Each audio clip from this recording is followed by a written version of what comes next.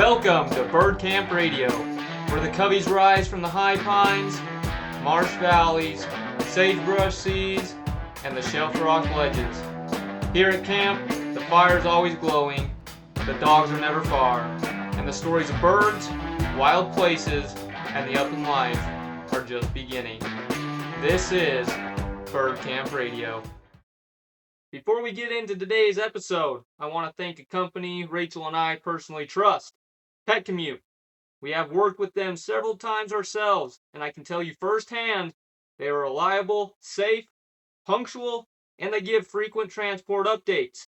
That peace of mind matters, especially when it's your dog. If you're a breeder, buyer, trainer, running field dog trials, traveling to a hunt, or honestly just need to get a pet somewhere safely, Pet Commute is a perfect fit for bird dog folks. They offer free transportation quotes, and make sure to mention Bird Camp Radio to get 10% off your pet's travel. Check the link in the show notes, our social media bios, or the comments. I highly recommend them.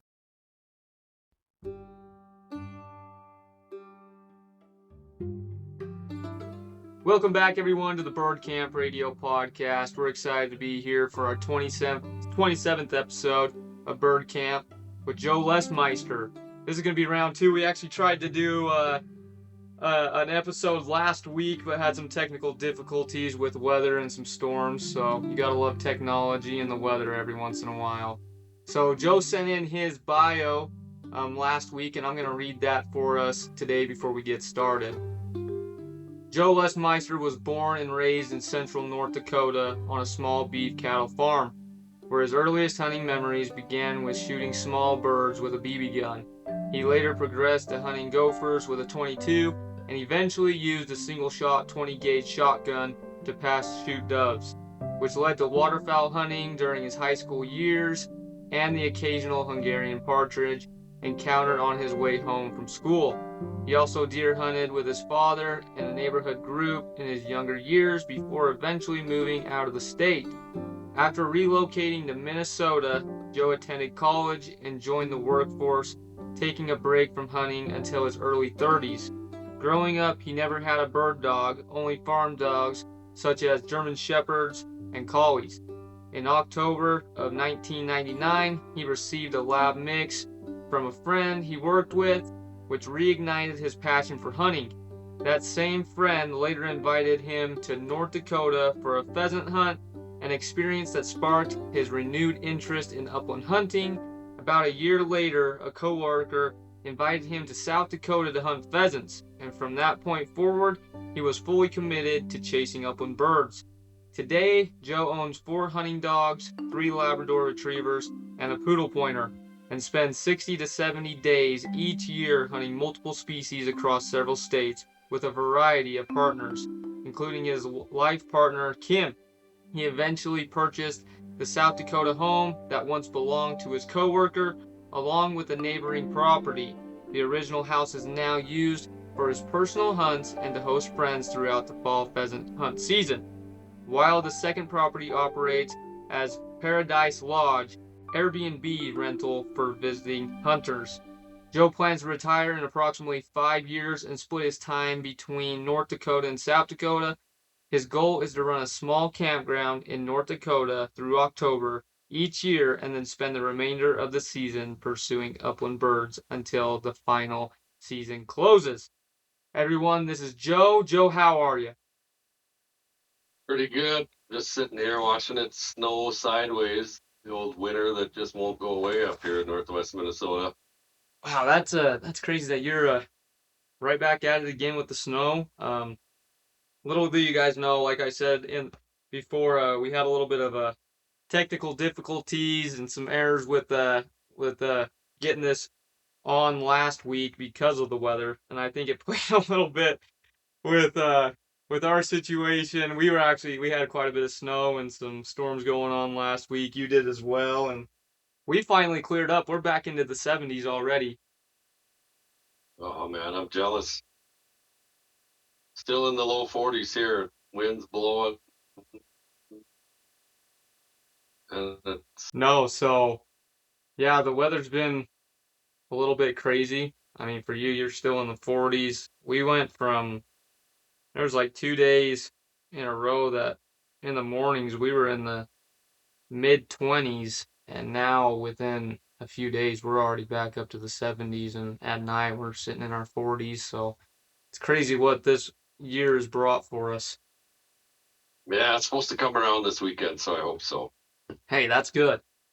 Well, before we get started today, as many of you guys know, and for the new ones, we like to play a quick game of rapid fire around the campfire with each one of our guests. This game consists of 10 questions that are related to upland game, and it is timed. We do have a leaderboard, so we, the faster the guest answers the questions, the better off they are on that leaderboard. Um, you kind of got a little bit of an advantage here since we already did this once.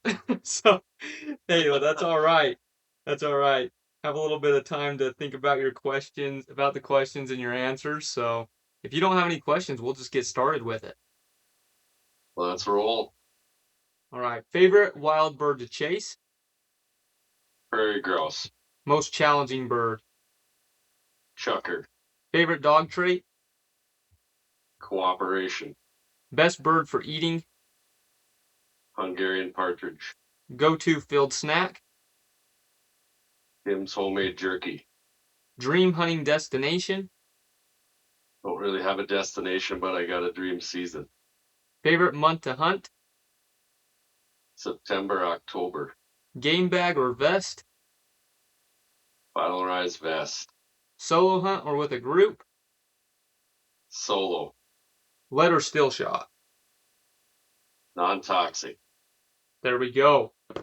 I think once again now, before he did a really good job on it, and it looks like he did a great job on this again, and we'll release that time at the end of the podcast. So please stay tuned to see where he sits on the leaderboard now. But once again, we're excited to be able to talk to you today, Joe, and get to know you a little bit more. As all of us know, we bring our guests on from all walks of life and across the country and Canada. And today, I mean, Joe, you're the first one on from Minnesota, so it's exciting to be able to talk to guys from new states and get to know you, your terrain, your dogs, and your circumstances and how you got into the tradition of upland game. So, kind of just getting right into it and getting started. Take us back to the beginning of your hunting career and how it began. All right. Well, we had a pretty extensive bio there, but I grew up in central North Dakota, lived out in the country in a small farm. My dad, he didn't bird hunt at all. The only hunting he did that I can remember was our deer hunts as a kind of a neighborhood deer hunt. We had a 16 and a half day season in North Dakota, so we'd get a group together and start on Friday at noon. It's kind of like a holiday. You got to get out of school and go do some hunting. So, but my grandpa, he did a little bit of, I won't call it hunting. He was a truck driver, and he carried a shotgun with him. And when opportunity came, he'd stop and he'd shoot my grandma some Hungarian partridge and bring them home for her to cook for supper. But an interesting little fact, my middle name is Adam, and there's a pretty famous Adam Lesmeister from North Dakota. If you do a Google search, he is known as the world record wolf hunter Wow. back in the late 1800s, and he shot somewhere over 8,500 wolves and coyotes, and I think he made like $21,000 in bounty from those animals. So I think I got some hunting genetics in my blood. I started out pretty much probably like any other kid out in the country, like I said, BB guns and shooting birds and shooting gophers, and kind of got into a little bit of dove hunting in the fall. And a couple of neighbor guys, we got into duck hunting, and we jump shoot some ponds and put out some decoys. I can remember making decoys out of white cardboard paper, and we also used like wood laths and the plastic garbage bags and just stapled them to the lats and set them up. And we shot quite a few ducks and geese in the fall. And we didn't have any hunting dogs. And back then there was no YouTube, no social media, so we just kind of winged it, did what we did and learned every time. And I did do a little bit of upland hunting. My first upland bird that I ever shot, I'll remember that. I was out walking in the prairie, no dog, just walking. Bird got up and I shot it. I was pretty happy about it. I took it home and I showed it to my dad, and he said, "Where did you shoot that?" I said, "Oh, back by the lake." "Did anybody see you?" I said, "No, there was nobody around." "Why?" He goes, "Well, that's a hen pheasant. You're not supposed to shoot those." I'm like, "Oh boy." So, unbeknownst to me, I didn't know the difference between a hen pheasant and then the grouse at that time. So shame on me, but we know now. And every now and then, when I'd be on my way home from school, I'd see a covey of partridge take a, they'd fly or run off the road. So I'd drive up ahead and pull over and get out, kind of do a little spot and stalk and sneak up on them and maybe pick off one or two and bring them home and have my mom cook them up for supper. But I didn't really do a whole lot of grassland bird hunting back in my early days, I guess. There really were no, maybe there were, but the only pheasant I ever remember back then was the one hen that I shot. I don't ever remember seeing a rooster when I was a kid, but they're there now. And as my bio said, then I moved 1990. I moved here to Northwest Minnesota, and I went to college for a couple of years. I entered the workforce, and bought a house, got into some other hobbies, picked up motorcycling and playing pool, and kind of got away from the hunting a little bit. I didn't really know too many people around here that hunted initially, but that kind of changed a few years later there. Like I said, when I got my first dog was from a coworker, Jeff. He lived in a trailer court, and apparently they had a little oopsie, and he had a litter of puppies. So he had a nice female lab that he hunted, and we think it might have been a German Shepherd or a Border Collie that was the other half of that equation. But the dog that I got, she actually had absolutely no tail, and it was because the mother, when she was chewing off umbilical cords, she must have nipped the tail off, because mine had no tail, and a couple other dogs had like pre-docked tails already. They were like half tails or quarter tails, so that's how she got the name of Taz, like the Tasmanian Devil. Kind of looked like that. So, Yeah, that would do it. but so Jeff, he ended up inviting me like a year or so later, and we went over to North Dakota, and I took my dog along, and we bought a cheap collar from Cabela's and some shotgun shells, and we headed out and spent 3 days over there in North Dakota. And God, I can remember doing a lot of walking and then doing a lot of shooting. I probably shot 3 or 4 boxes of shells, and I don't know if I brought home 3 or 4 birds, because I couldn't really hit the ground with a shotgun back in those days. But I got back from there, and there was some other friends of mine that they took me out rough grouse hunting around here, and I'd never done that before, so that was kind of interesting. We hit a few local woods and kind of got a taste for a little bit of other upland birds. And then my other coworker, Mike, he invited me to South Dakota there, and that was the early 2000s, 2002. And spent 5 days down there hunting with big crews, pushing corn strips and walking sloughs. I think one of the first years I went there was when it was so hot that there was, I don't know, a few hundred dogs that ended up dying because of the heat, from heat stroke. Wow.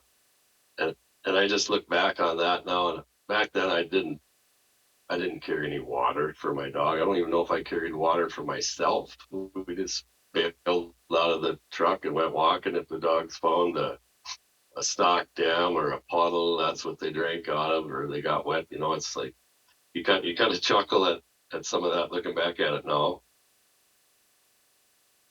So Yeah. that kind of got me back into the hunting scene, and then I ran into a coworker here that I worked pretty close with, and we raced snowmobiles. He was the racer, I was the mechanic, and we started chasing some sharp-tailed grouse around here in northwest Minnesota after working on the weekends.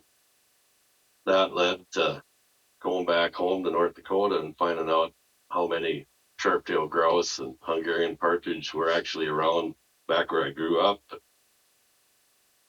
That was when the CRP boom was going and plots was huge and there was a lot of places to go. So we spent a lot of time back there, my girlfriend and I, shooting sharp-tails, and we just kind of kept evolving.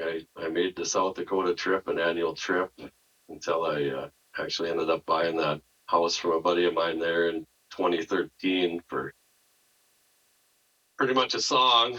He needed to get rid of a property because he had too many with the recent passing of his dad. So he had 3 properties and said, "You want this place?" I said, "Absolutely."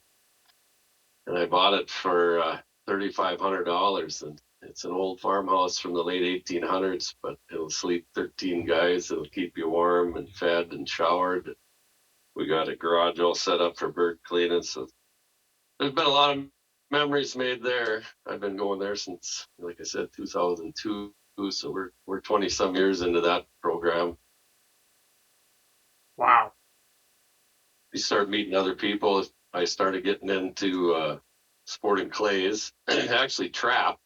We started shooting. We called it the alternative trap league here at my house. So I bought 6 acres out in the country. And it was just a farm field to the south of me. So we set up a couple little hand clay throwers, and half a dozen guys would come out one night a week, and we'd throw clays and drink a few beers and do a cookout.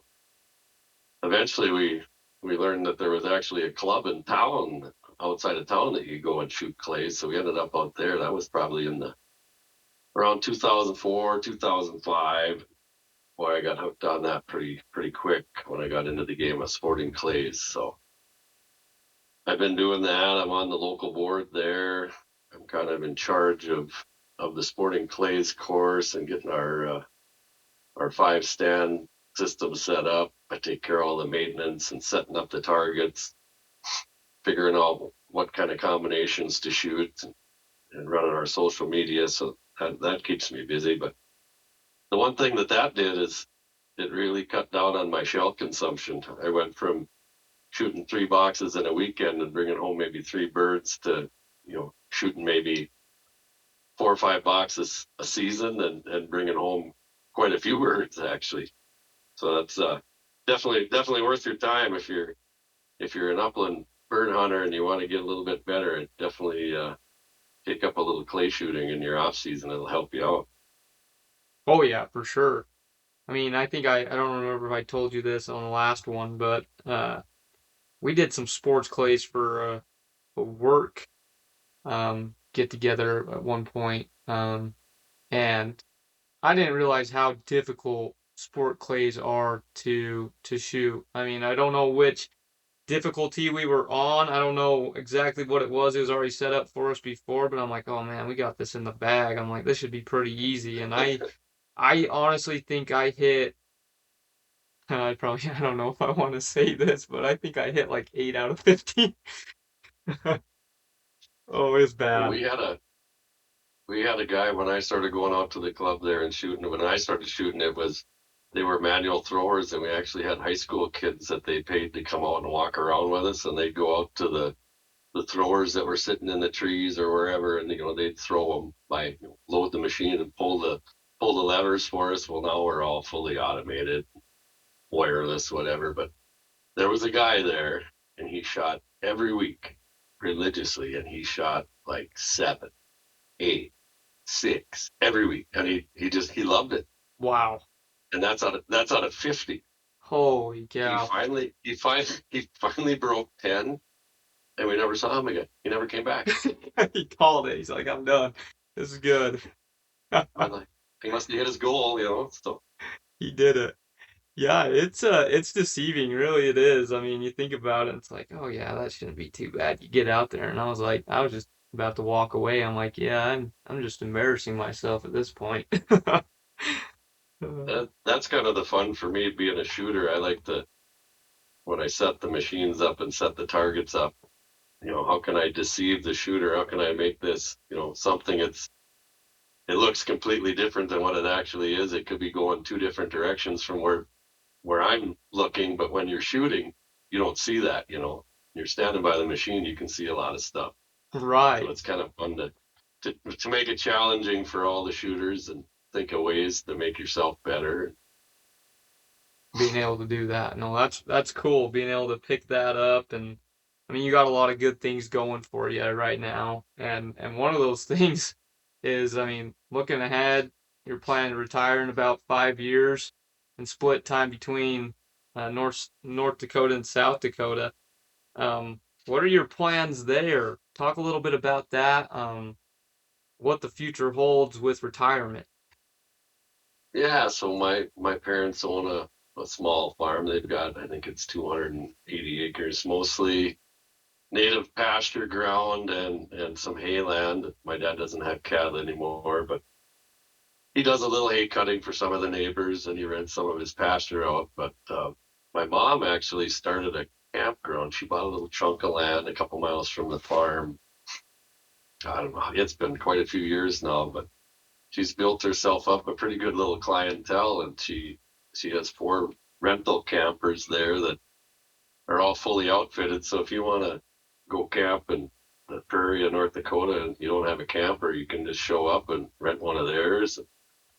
So that's kind of, they're getting up in age, and it's kind of my plan is maybe from April through late September, first part of October, I have that campground going for a little, they call it passive income or whatever, and then start doing some traveling, hunting, make the rounds around the country and maybe end up in South Dakota or somewhere other than that. I've got a place down there too, as said in the bio, that we could probably hang out. They're kind of open, but definitely want to get back to the Dakotas. It's cheaper to retire there, and I really enjoy that rural lifestyle, living out in the country where you maybe see 1 or 2 cars go down the road during the day, and you can take off walking and walk for miles and not see anybody or anything besides wildlife. Yeah, it's not a bad lifestyle at all. I can't complain about something like that. And I mean, it sounds like the possibilities are endless, um, with where you're going with that and being able to have those opportunities to do some more hunting and get out there and enjoy what we do. I got a quick question. So Yeah. I mean, you've been able to go around, I mean, South Dakota, North Dakota, Minnesota. What are some of the big differences between all three of those states when it comes to upland hunting? Um, I guess it's learning the different types of cover and the land.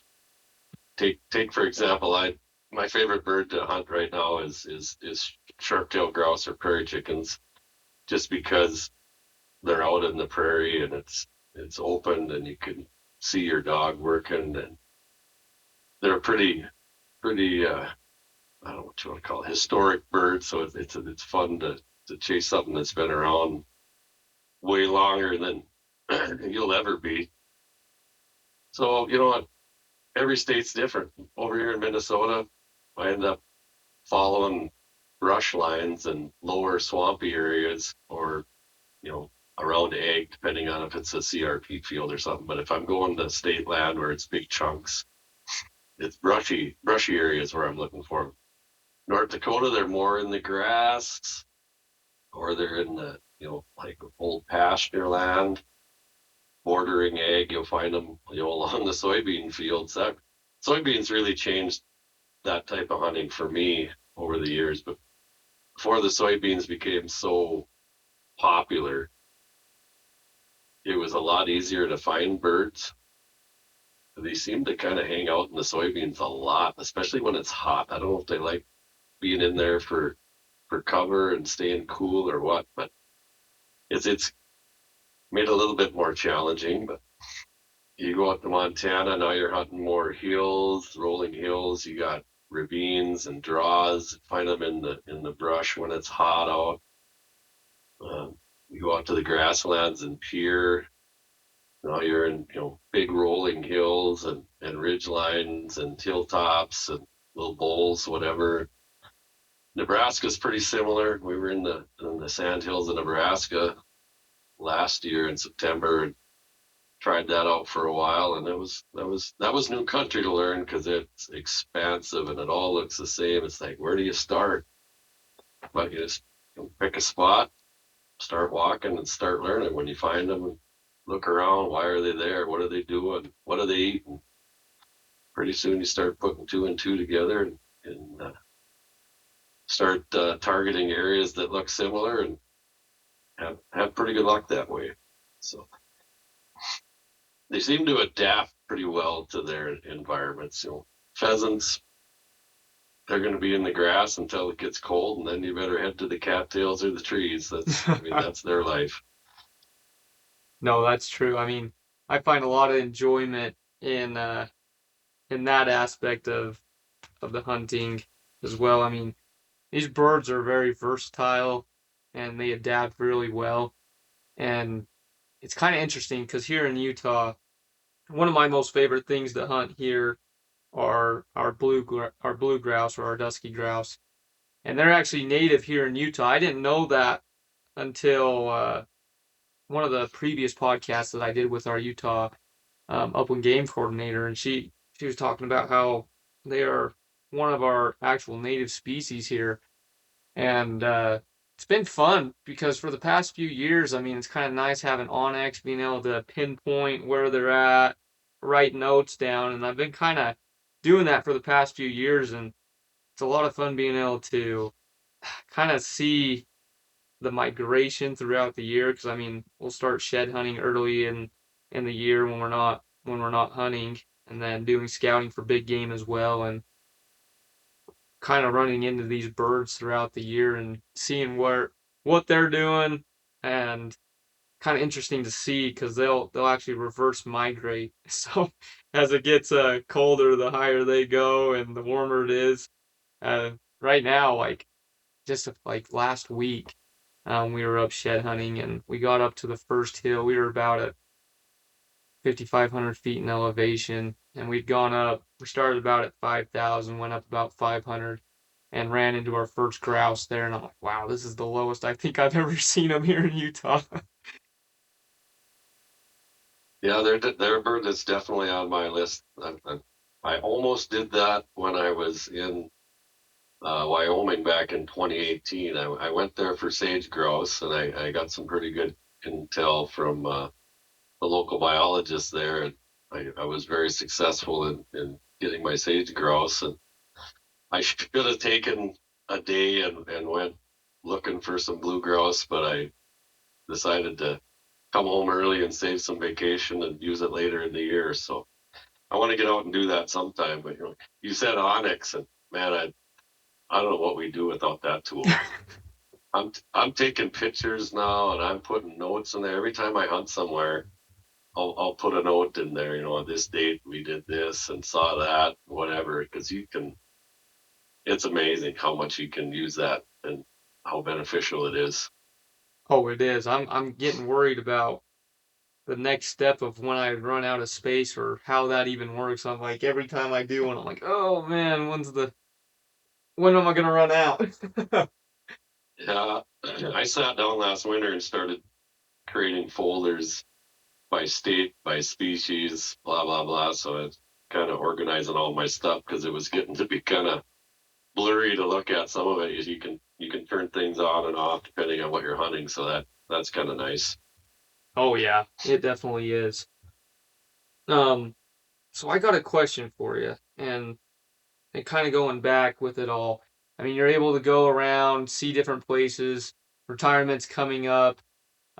With that, I mean, you have your dogs as well. So, you want to tell us a little bit about your dogs and kind of their story and how they play into it all? Sure. I actually had to sit and count the other day after we did our recording. I'm actually on with the dogs I own currently. I'm on my seventh hunting dog so far. I had my half breed lab there that she lived to be, God, she was over 13, and I picked up another lab, female lab, in 2007. Minimal training. I got myself a little better e-collar, and she was a hunting machine. She would go in the cattails till all this hair on her face and her chest was just worn like completely off. But she came down with kidney failure at 2.5 years old, going into her what would have been her third season, and there I was stuck. So I ended up searching, found a 14-month-old yellow lab, Cash, from Northern Plains Retrievers here in Minnesota. So he was started. So he had e-collar conditioning. He was introduced to birds. He knew, quartering. He'd been, had some training. So that really, really kind of lit my fire for bird dogs there. It was just like, oh my God, they can do all this. It's like, wow. So we hunted that dog, man, in South Dakota. We had a group of probably 10 to 12 guys that stayed at the house there pretty regular. And I think we had at max 3 dogs, and my dog would run end to end the line all the way back and forth all day long. It was unreal. And he made her tell 13 and a half. And then I picked up another female black lab from Northern Plains in 2012. She's going to turn 14 here in a couple of weeks, and she's still getting around, still enjoying life. The tail's still wagging.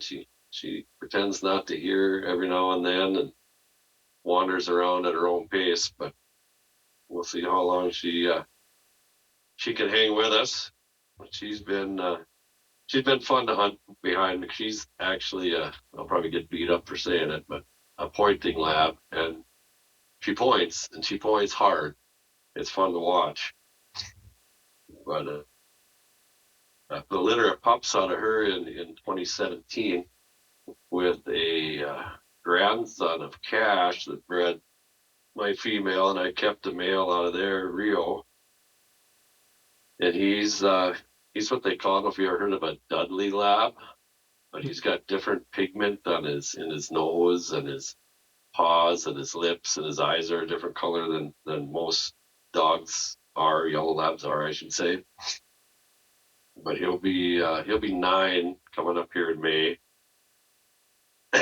And he's a machine too. He's what I call my needle in a haystack dog. If I set foot in the field and I want to find the only bird in a 360-acre field, he'll do it. He's the guy. But I don't know if you've ever heard of the saying that a black-hearted dog. I think if I let him out of the truck and never got on the collar, I don't know if I'd see him again. I think he'd just take off and just keep hunting and hunting and hunting, because that's what he loves to do. So I gotta constantly remind him that, hey, I'm back here, but you gotta stay a little closer. I can't shoot that far. So then we picked up another female black lab in 2021. That's Hazel. She came from the same bloodlines as Cash did, so I was pretty excited about her. And she's an excellent marking dog. Probably would have made somebody a really good waterfowl dog, but she's definitely our most spoiled dog. She gets to sleep in the bed with us while the rest of them don't. But most of the reason that is she's got a little, I don't know how it came about, but she's got a little separation anxiety. So yeah, that was last week when I was out in the garage here recording with you, and my girlfriend was working on a European mount out here. We let them loose in the house, and she got into a pile of laundry and got in the house, and there was half a sock gone. So I've been closely monitoring her and my youngest one, Reaper, the poodle pointer, because I'm pretty sure he was in on it too. And I think yesterday we saw some sock pass out of out of one of them. So I almost got the peroxide bottle out and made them all throw up just to make sure they didn't have anything stuck in their stomachs, but it looks like it's working its way through. Hey, there you go. And that, All right, everyone. Quick shout out to our friends at Pet Commute. If you ever tried coordinating dog transport yourself, you know it's not simple. Whether it's a new pup coming home, a finished dog heading to a buyer, a field trial trip, or even, let's be honest, your wife needing her little mutt transported safely, Pet Commute handles it professionally. Rachel and I have personally transported with them, and I can confidently say they are reliable, safe, punctual, and they keep owners updated the entire trip. They offer free quotes, and if you mention Bird Camp Radio, you'll get 10% off your pet's travel. Hit the link in the show notes, comments, or our socials. and then as I got older and we started hunting more prairie and doing more walking, I started looking at pointing dogs, and we hunted with some guys that have pointing dogs, and I out in Montana there we used to hang out behind the motel, and guys had big strings of they had wire hairs, and they had English pointers, and they had setters, and they had just about everything under the sun. So you start looking around and did a little research, and I ended up with a poodle pointer from Paladin's Gun Dogs here down in southern Minnesota. He's just about on the Iowa border, but he'll be turning 3 here in a little over a week. And man, have I got lucky there. That dog has tremendous amount of natural ability. I ran him and nabbed through his NA test, and he scored a perfect score. And I brought him a little bit of training. I went through the method training with him, and I also used a little bit of stuff from the Upland Institute, and some podcasts and some YouTube. So I bought a couple launchers when we were at Pheasant Fest here in February down in Minneapolis, and we're gonna start working on a little bit more steadiness. And I got them signed up for a free. We're going to an Astra weekend, going to go through a clinic and then actually do a couple runs. See if that's something I want to head down that path and do a little bit of bird dog games in the summertime. So yeah, that's bird dog number 7, poodle pointer, and he works just great with Kim. He loves her, he follows her, she gets some pretty awesome shooting opportunities, and I get to sit back and watch. That's probably the best part about hunting with him right now, is just watching him and her go through a field, and he goes on point, she goes over there, gets the shot. Doesn't always hit him, but she's doing pretty darn good out there. Yeah, that's hard to beat. But I've already, yeah, they got a pretty strong bond, those two. So the labs, they're pretty well tied to me. I can try my dangest to send them over and make them hunt in front of her, but they'll make a loop over there and they'll be right back over in front of me, and it's like, oh man, you guys got to get over there. Yeah, so the poodle pointer, that's fun. Following him around the field, the pointing dog. I had him out this weekend, and we ran on some ground. I was wearing snowshoes, and he went on point, I don't know, 255 yards up in front of me. There was some sharptail out in the edge of a field, and he was locked up. I couldn't pull him off with a beeper. I couldn't pull him off with vibration. I'm like, well, I guess we're going to snowshoe over there, and we're going to have to release him. But it's great getting to see him and my girlfriend hunt together too. And the labs don't hunt very good for her, so she spends a lot of time walking by herself when we got the labs out. She doesn't have the nickname the bird magnet for no reason, because she has the uncanny ability to walk into a covey of birds. I can't even count them, but it's happened hundreds of times where she'll just be walking along, and all of a sudden the birds will be getting up, and I'll hear the gun go off. I'm like, all right, good for you. It's like, how? I wish I had that problem. Yeah. So yeah, I'm already researching the next dog, going to have to happen here probably in the next, I would say, 1 to 2 years. I'll have to think about onboarding another one. And do I stick with a poodle pointer? Do I get another lab? I hunt a lot of pheasants, so labs are pretty bulletproof in that world. And I've been looking at wire-haired Vizslas. I've been looking at rough-coated Slovakian, Český Fosik. I don't know. I might just kind of do a little research and talking to breeders here and there, and looked at a few of them at when we were at Pheasant Fest there in Minneapolis. So who knows where we'll end up on the next one, but hopefully there's quite a few more in my lifetime. Hey, that'll be good. And I mean, get one within the 1 to 2 years, it'll be prime time by the time you're retired. So that'll be good. Absolutely. So I got another question for you when it comes to right now. So one of the new questions I've been asking everybody, and I've gotten in trouble for this question because of the way I worded it. But what the off season? People get mad with off season because I understand, but when it comes to the bird season, what are you doing for the off season of the bird season um, until it's time to rock and roll again? Well, we already kind of touched on my involvement in the Clays Club, and that actually started here 2 weekends ago. We had to have that set up because the high school kids they're already starting shooting trap and skeet and a 5 stand. So I had to get all that stuff pulled out of the shed and get set up and make sure everything was ready to go for them. Man, what a great deal.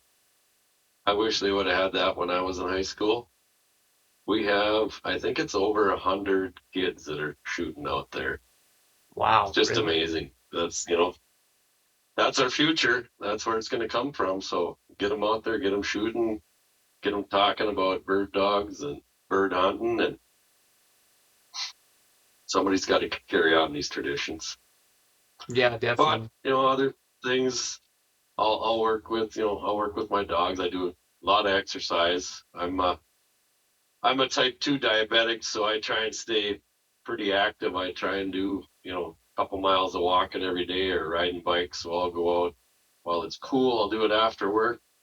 When it starts warming up, I'll get up at 3:30, 4 o'clock in the morning, and I'll take the dogs out and we'll go, run the gravel roads, or I'll bike the gravel roads. They'll get some exercise. We'll go take them swimming, and I'll throw the kayak in the pond, and we'll paddle around for half hour, 45 minutes, get them some good exercise. Um, just basic obedience. I got, like I said, I went to the method dog training, so I kind of set up my own little course in the back where I make different obstacles and take my dogs through it, and challenge them mentally and get them to trust me, kind of work as a team. And that was a pretty good training that I went to. It was pretty eye opening when the first thing they tell you is to shut your mouth, and you start thinking about all the things you've done in the past, and you go, yeah, there is definitely something to be said for that. Less is more. I'll do some fishing. I have a buddy that lives over on Lake Sakakawea over in North Dakota. We'll go over and spend a long weekend with him and do some fishing. And I do an annual trip up to Lake of the Woods to the northwest angle, and I don't know, 6, 8 boats will get together and boat across the lake. It's 25 to 30 miles going across the lake, and then we'll be up there fishing for 3 days, and we'll boat our way back and do a little fish fry every night, play some bags, and have a few adult beverages and swap stories, and so that's always a good time. Um, I'm actually signed up for, like I said, my first ever NASTRA weekend coming up here in May, so I'm gonna check that out. Maybe that's something I can use to occupy my time. Yard work, taking care of stuff around here, making a few trips back to North Dakota to visit my parents, and go down to South Dakota and work on my place down there. we're actually heading down there next weekend. A friend of mine puts on a crawdad boil every year, so going down, the community gets together, get to visit with some of the runners, show your face, see what's been going on, and talk to them, and support the local establishment, do some projects while I'm down there, and get ready for fall. There you go. Looks like you got a pretty good eventful plan going on through this year. Yeah, actually, this weekend I'm going out for the Minnesota Sharp-tailed Grouse Society. We're going to do a brush cut on one of the local wildlife management areas here and try and improve the habitat for those birds. And then we're going to go probably to a smelt fry, check that out. It's that time of year here in Minnesota. Hey, there you go. I mean, that's a pretty good setup going back home, getting to see some people again, and those seems like some fun things to do. I've never been to those kind of fries before. Be a lot of fun. Yeah, it's definitely a good time. They have some meat raffles and some other stuff going on, so it's a fun evening. No, that's good. Well, that's good to have a good lineup of things to do, getting ready for the upcoming season, and keep yourself busy and full of hobbies. That's always a good thing. Um, this has been a lot of great fun being able to have you on for a second time. Um, but before we close, you already know how it works, but we like to ask the question of, do you have any advice that you would give to upcoming uplanders or guys that have already been in the field? Any advice that you would give them? Sure. Yeah. I mean, if you're up and coming and you're what do they call it now? Upland curious. Just there's plenty of social media out there. There's plenty of people like me. Give us a message. Gladly take you out or answer your questions. Whatever you're looking to do, we can definitely provide some help and some mentorship. It's that's what we're here for. We've learned a lot through our time in the field, and I don't have any kids, so I'm always willing to share what I know with somebody else and make a new friend out there in the uplands. And for everybody who's out there, um, I hope everybody that's out there shooting pheasants is a member of Pheasants Forever, and everybody that's out there shooting rough grouse is a member of the Rough Grouse Society or whatever bird you're chasing. You need to support the group that is supporting that bird and the habitat, because if we don't, it's all going to go away, and it'd be a shame to lose this pastime. I completely agree with that. That's why I asked this question because you guys always have the best advice, and I can never say it better myself. But I mean, the upland community is a very good community. I've definitely seen that here in Utah, and uh, being a part of this podcast, being able to meet guys like you. Everybody's always community driven and willing to give their time and their knowledge to help people come up and learn and grow within the tradition. And then, like you said, joining organizations that are supporting your local wildlife and the wildlife around it. I mean, and the habitat. Because, like you said, if we don't have those, I mean, it's pretty easy to see how fast we can lose it. History can say that in itself. I've seen that just in my short lifetime. So Yeah. I love that. I've lost a few of my favorite places to hunt over the years to the plow, and it's kind of sad. You, It you still is. see the birds around there, but they just don't have the same habitat that they used to once thrive in. Yeah, and like you said, like being a part of these support groups, I'm not gonna say we're gonna be able to stop it, but at least pump the brakes on it, at least for our lifetime and maybe the generation to come after us. Put it in their hands after that. But um There's definitely strength in numbers. That is for sure. And we've definitely seen that in the past few months. I mean, you've probably heard all about our great Utah Oh, senator and the mass oh sell-off boy, of yeah. public lands. I've been on. I've been. They're probably getting irritated with all the emails and a couple phone calls, but I try and do them as much as I can when I see the stuff starting to flare up. And it's easy to do. You click on this, you go in here, you fill in the deal, and you send it. Even the call isn't that hard. So a couple No, minutes here and there can really change the direction of something. We saw that a couple times here now in the last year already. yeah, exactly. I mean, at the end of the day, they work for us, in my opinion. And so, uh, like you said, there's strength in numbers. And when we all speak with our voices, we were able to see what that did just a few months ago, kind of pump the brakes on something none of us wanted.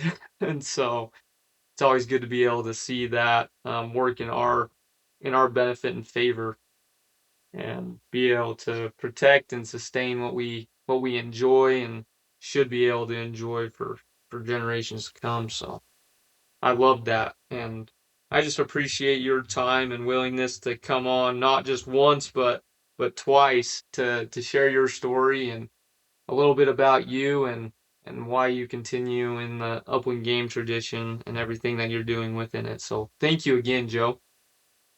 Yeah, thanks for having me on. It was fun. Thank you again, everyone, for listening to the Bird Camp Radio podcast. Before you go, we need to release Joe's time for the rapid fire around the campfire game. Joe, your time was 45.25 seconds, which puts you in 11th place out of the 27 guests that we've had on the podcast now. Thank you again, everyone, for listening. Make sure that you go follow us, whether that's on Spotify, iHeartRadio, or Apple Podcasts. Go give us a rating, like, review, comment. Let us know what you think. If you have any ideas or anybody that you want on, please reach out and let us know. You can also find us on social media on Facebook, TikTok, and Instagram at Birdcamp Radio. Go give us a follow, go give us a like, and give us a share. So thank you again. Until next time. You've been listening to Bird Camp Radio, where the high pines, marsh valleys, sagebrush seas, and shelf rock ledges always call us back. Until next time, keep your dogs close, your shot true, and your campfire stories ready to share. We'll see you back at camp. Don't miss out on the next episode, where we'll host our next guest on the podcast. You don't want to miss this one. Thank you.